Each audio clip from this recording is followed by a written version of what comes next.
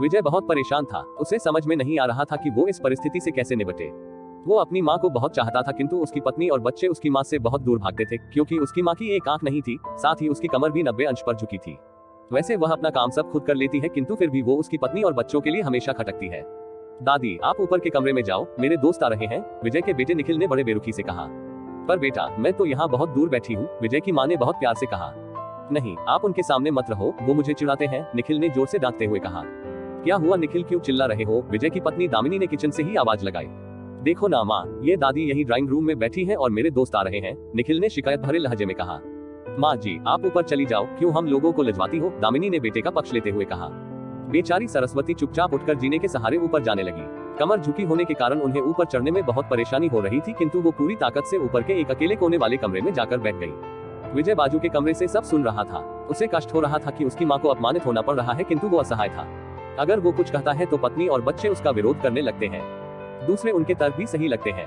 चूंकि वो एक प्रशासनिक अधिकारी था, उसका सामाजिक स्तर बहुत ऊंचा था, उसकी ससुराल भी एक उच्च घराने में थी, अतः वह चुपचाप इस तरह हर दिन अपनी माँ को अपमानित होते देखता रहता था। रात को विजय की पत्नी ने कहा, देखो जी, अब कुछ करो। कल कलेक्टर साहब की पत्नी आई थी। माँ जी अपनी देशी धुन धारा में उनसे मिली। मुझे बहुत शर्म आ रही थी बताते हुए कि ये मेरी सास है। मैंने कह दिया कि दूर की रिश्तेदार है, इलाज कराने आई है। विजय को रोना आ गया, किंतु फिर भी वह चुप रहा। उसे समझ में नहीं आ रहा था कि वो क्या करे। अपने बेटे की मन स्थिति को सरस्वती अच्छी तरह से जानती थी और बेटे को कोई कष्ट न हो इसलिए वो हर बात को चुपचाप सह लेती थी। विमल बहुत उदास रहने लगा। एक तरफ परिवार और सामाजिक स्तर पर जीने की प्रतिबद्धता थी, तो दूसरी ओर माँ। आखिर माँ से अपने बेटे की यह हालत नहीं देखी गई। एक दिन उसने अपने बेटे से कहा, विजय, बहुत दिन हो गए हैं, मैं अपने गाँव जाना चाहती हूँ, मुझे वहाँ पहुँचा दो, मेरा यहाँ मन नहीं ला रहा। किंतु माँ, वहाँ तो कोई नहीं है, तुम्हारी देखभाल कौन करेगा? विजय ने आश्चर्य से पूछा। अरे, सब गांव वाले तो हैं और वो तुम्हारे मामा जी तो उसी गांव में रहते हैं और फिर हम सारी व्यवस्थाएं कराएंगे ना। दामिनी को तो जैसे मन की मुराद मिल गई हो। हाँ बेटा, बहुत सही कह रही है, सरस्वती ने लंबी सांस लेते हुए कहा। विजय जानता था कि गांव में माँ की देखभाल करने वाला कोई नहीं है, लेकिन अपनी पत्नी की जिद के कारण वह अपनी माँ को गाँव छोड़ने पर विवश हो गया। माँ को गाँव छोड़कर आते वक्त उसे रोना आ रहा था तथा अपनी बेबसी पर गुस्सा भी आ रहा था, किंतु परिवार, पत्नी और समाज ने उसके इन मनोभावों को दबा दिया और वो सुकून सा महसूस करने लगा। कुछ दिनों के बाद उसके चाचा, जो ऑस्ट्रेलिया में रहते थे, आने वाले थे। जब विजय बहुत छोटा था, उसके पिता जीवित थे तब वो भारत आए थे और उसके बाद वो अब भारत आने वाले थे। पूरा परिवार और आस पड़ोस बहुत उत्साहित था।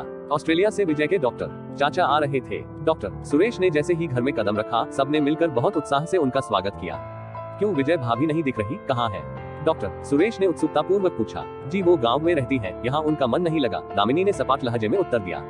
डॉक्टर सुरेश ने विजय की ओर देखा तो विजय ने अपनी आंखें झुका ली। डॉक्टर सुरेश सब समझ गए। बोले, कल हम भाभी से मिलने गांव चले गए सब लोग। दूसरे दिन सभी लोग गांव के घर में पहुंचे। देखा कि सरस्वती को बहुत तेज बुखार है और वो पलंग पर असहाय पड़ी है। डॉक्टर सुरेश दौड़कर सरस्वती के पास गए, उनके पैर छूकर रोने लगे। सरस्वती की ये हालत उनकी कल्पना से परे थी। वाह बेटा विजय, तूने तो नाम उजागर कर दिया। अपनी माँ की ये हालत देखकर तुझे तो शर्म भी नहीं आ रही होगी। डॉक्टर सुरेश ने विजय को लगभग डांटते हुए कहा। नहीं देवर जी, विजय का कोई दोष नहीं है, मैं खुद गाँव आई थी। सरस्वती ने अपने बेटे का बचाव किया। मुझे सब पता चल गया भाभी, आप चुप रहो। क्यों बहू, तुम्हें अपनी सास की कुरूपता पसंद नहीं है? समाज में तुम्हें नीचा देखना पड़ता है ना? डॉक्टर सुरेश ने दामिनी की ओर व्यंग्य से देखा। दामिनी निरुत्तर होकर विजय को देखने लगी। आज तुम जिस सामाजिक स्तर पर हो वो इन्हीं के संघर्षों की देन है। और बेटा विजय, तुम्हें शायद मालूम न हो कि बचपन में जब तुम 1 साल के थे तब छत से नीचे गिरने के कारण तुम्हारी एक आंख फूट गई थी और तुम्हारी रीढ़ की हड्डी में भी समस्या थी। तब तुम्हारी इस कुरूप माँ ने अपनी एक आंख और अपना बोन मेरो तुम्हें देकर इतना सुंदर स्वरूप दिया था।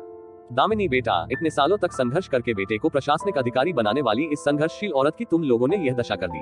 तुम्हें ईश्वर कभी माफ नहीं करेगा। डॉक्टर सुरेश की आंखों से अश्रु जलधारा बह रही थी। अब भाभी, आप मेरे साथ ऑस्ट्रेलिया जाएंगी, यहाँ इन स्वार्थी लोगों के बीच नहीं रहेंगी। डॉक्टर सुरेश ने सरस्वती से कहा। विजय को तो काटो तो खून नहीं था। डॉक्टर सुरेश जो उसके चाचा थे, उन्होंने जो राज बताया उसके बाद तो विजय को यही लग रहा था कि उससे ज्यादा पापी इंसान इस दुनिया में कोई और है ही नहीं। वह दौड़ता गया और माँ सरस्वती के कदमों से लिपट गया। माँ, मेरा अपराध अक्षम्य है, मैं जानबूझकर चुप्पी साधे रहा, आपका अपमान करवाता रहा। अब सिर्फ आप ही उस घर में मेरे साथ रहेंगी और कोई नहीं। विजय ने आग्नेय दृष्टि से अपनी पत्नी और बच्चों को देखा।